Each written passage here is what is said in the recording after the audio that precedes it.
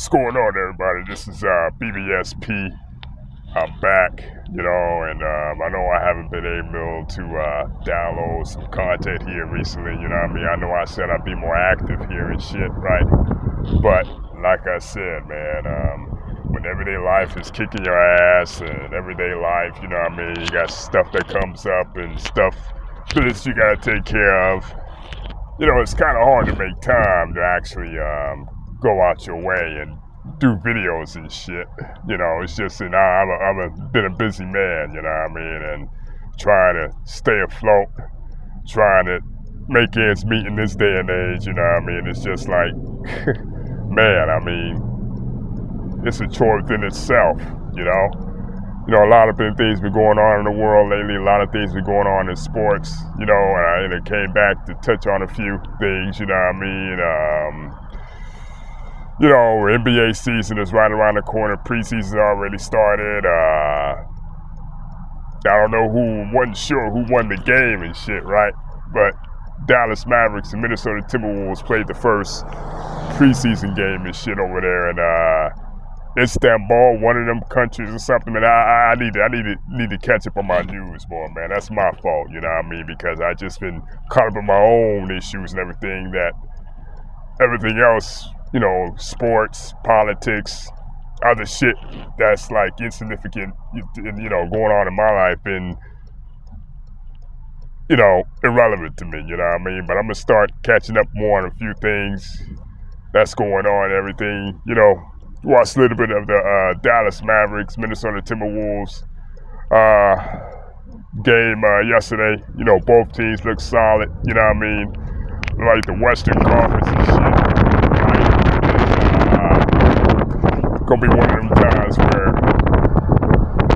winning team and shit may not make the playoffs. A team with like maybe 45 games and they can still find themselves in that play-in shit, right? But, both teams look solid. Minnesota, if I'm Dallas and Minnesota, Timberwolves and Mavericks, both teams look solid out the gate.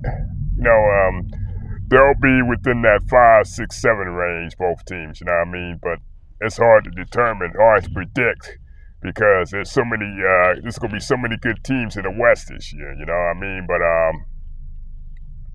I wanted to touch on the big trade that happened in the NBA, man. As you all know, if you don't know already, Damian Lillard, after a 10-year tenure with how long was Damian Lillard in Portland? Damian Lillard in Portland. I say about 11 years. After 11 years stint with the Portland Trailblazers and shit, Dame Lillard finally was moved to the Milwaukee Bucks. The trade happened last week. A lot of people thought it was going to Miami Heat, but me personally and shit, I didn't think that was plausible and shit, because they didn't really have the pieces to actually make that shit happen, The only way you was going to be able to get Dame, the only way the Miami Heat were going to get Dame and shit was if they either moved Bam or Jimmy. And the thing was, Dame wanted to go play with both Jimmy and Bam, and shit, So that was really, wasn't really plausible and shit, as far as like actually making that shit work out. Like I said, the trade package Miami Heat had was kind of weak. Who you gonna offer outside of Tyler Hero, outside of Jimmy Butler and Bam Adebayo? Tyler Hero, Duncan Robinson, who you barely played. Who else? Max Strus, of course, Max Strus is gone. Gabe Vincent is left with Los Angeles, LA Lakers and shit. So, who you left with? Duncan Robinson, Tyler Hero, rather, and a bunch of moving parts. That wasn't gonna work. They weren't gonna offer that shit for Dame, just to offer that shit straight up. So, Dame got moved to the Milwaukee Bucks for Jrue Holiday. It was a 3-team trade. Jrue Holiday went to the Portland Trailblazers. Then, at that time, Portland Trailblazers and shit, Grayson Allen went to the Suns along with DeAndre going to the Trailblazers. You know what I mean? A couple of draft picks the Portland Trailblazers got, and draft compensation the Phoenix Suns got. You know, to me, I think this is a big move for Dame, man. You know what I mean? You know, he's been playing at a high level for the longest time, man. You know, first team All-NBA, deep playoff runs and shit. You know what I mean? And I don't buy into that logic to where they say Dame Lillard is some type of playoff joker. You know what I mean? It was just Dame and CJ McCollum, and that was it. What actual team you're gonna actually build around a backcourt? You know what I mean? Without considerable parts that fit, right?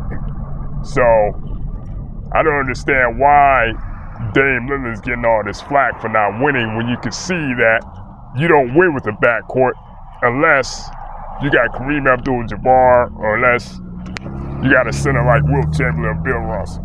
You know, history says that building your team around a backcourt, you can't win a championship. You know, you're not gonna win no damn championship or whatnot. You know what I mean? And the Detroit Pistons with Isaiah and Joe Dumars might be an exception, but we have an all-time rebounder like Dennis Rodman and a front court like Bill Laimbeer, Rick Mahorn, and John Sally. That was few and far in between. But then you had the backcourt of Rip Hamilton and Chauncey Billups and shit, but yet they had Ben Wallace and Rasheed Wallace. And then you had cats backing them up like Eldon Campbell, Corliss Williamson,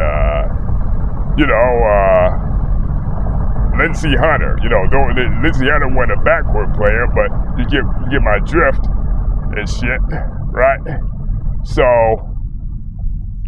I mean, that building a backcourt off the strength of the purpose of winning a championship, you know, that's very few, rare, and far between, you know what I mean? And Dame Lillard, man, he did his time in Portland, man, you know what I mean?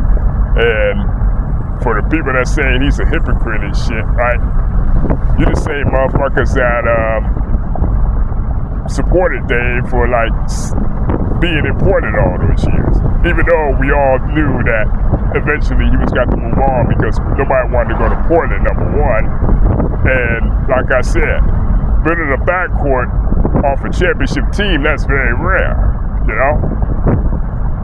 But like I said, move to Milwaukee Bucks, I'm telling you, this has to make the Milwaukee Bucks as the favorites in the Eastern Conference. Maybe possibly the title favorites and shit, you know what I mean? Because, look, that's a perfect fit. Giannis and Dame, I mean, they've been wanting to play with each other for a minute now from what I see, right? And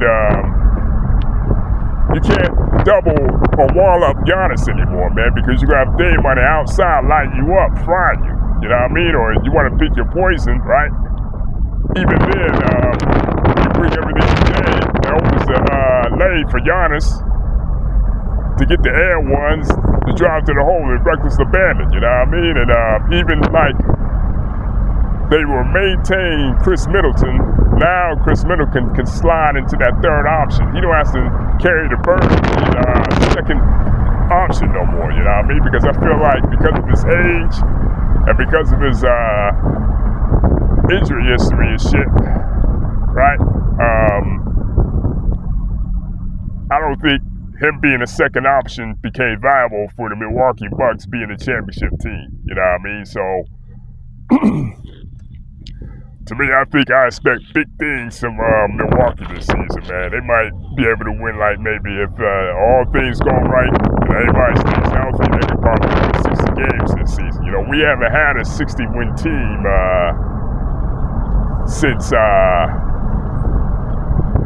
Suns 2 seasons ago.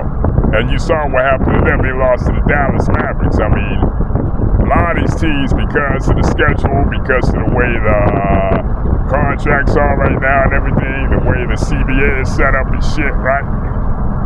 A lot of teams prioritize health over standings. You know what I mean? You know, let's win enough games to get in a regular season, then get in our position in playoffs and go from there. But that's not the only big move. But like I said, Milwaukee's gonna be there in the end, man. You know what I mean? And it's like, don't be surprised if they go on this dominant run. And we remember this team as one of the best teams of all time, straight up. But that's not the only move that took place, man. Jrue Holiday went to the Boston Celtics after agreeing to a buyout with the Portland Trail Blazers and shit, right? And I kind of got mixed feelings on that because I feel like Jrue Holiday's play, even though it's conducive for the regular season, right? Outside of 2021, the playoffs, he's been kind of very inconsistent, man. Jrue Holiday's been very inconsistent in the playoffs, but to be honest, he's a good replacement for Marcus Smart. He's a good replacement for Marcus Smart. But the thing I worry about with the Boston Celtics and shit is how they will replace their front court, because they lost Robert Williams in that trade, right? And they got Kristaps Porzingis, who proven not to be the most healthiest dude around and shit, right? But then again, they got Al Horford. But yet again, Al Horford is like up there in age. So while their perimeter play might be elite, I think in the Boston Celtics front court, they might have taken a step back because you need that size and girth to back up Al Horford. I don't think Al Horford can play major minutes in the regular season and then come to playoffs, expect to play major minutes going up against bigs like Joel Embiid, Bam Adebayo, and eventually Giannis. So, I don't know, man. Like, Boston, to me, is like, they're Jekyll and Hyde, man. You know what I mean? A lot of times we've seen them as the favorites, and then, like, they just unexpectedly lay an egg, man. You know what I mean? Especially in the finals 2 years ago, where they could have easily won that series. I felt like even though Golden State was the favorite, Boston had a chance to win that series, especially Game 3 when they let Steph Curry go off. And last year with Boston Celtics, you think when they came back from 3-0, they had all the momentum, but like the inconsistency reared its ugly head, whatever, and like they lost in Game 7 to the Boston Celtics. I mean, Miami Heat. My fault. But yeah, Jrue Holiday, regular season-wise, that's a good fit because Jrue Holiday carried him through. But the playoffs remains to be seen because last year, Jrue Holiday was very inconsistent. And let's not forget, he got fried horribly by Jimmy Butler, man. Horribly by Jimmy Butler and shit, right? And speaking of which, I gotta say, I lost respect for Jimmy Butler's ass, man. You know what I mean? For all this trolling and shit, for all this, you guys know what I mean. I'm gonna touch on that in another video up here coming up soon, man. You know what I mean? But I want to touch on one more thing before I bounce up out of here and shit. The other day, they had a nationwide emergency alert system test nationwide, right? Now, has anybody actually been through that in their livelihoods? We had statewide emergency alert system test. We had citywide emergency alert system test, but we never had a nationwide emergency alert system testing, right? My question is, why now? Why do it now? And why was the shit nationwide? Shout out to LVC. He touched on this on his live stream a couple days back. Is it possible that we could be on possibly heading towards a nuclear war and we don't know about it? You know, because you look at the shit that's going on overseas, man, with Russia, with Korea, and especially with China. A lot of shit, we done pissed a lot of, the United States, this country has pissed a lot of people off, man, with their backwards politics, with this backstabbing, gaslighting shit, you know what I mean? And it's some real shit to think about, man. This is some real shit to think about, man, because a lot of people, they're in a secure spots thinking about, you know, out here debating on who's to go, fighting football teams, their favorite basketball teams, and their favorite basketball teams and shit, right? And worshiping these entertainers and shit and all that stuff.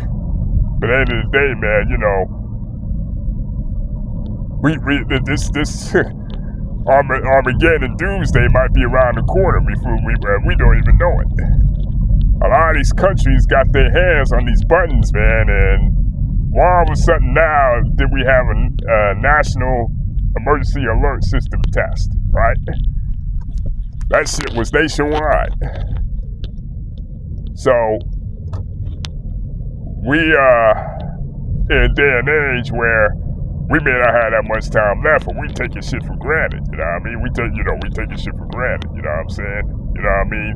So, at the end of the day, man, you know what I mean?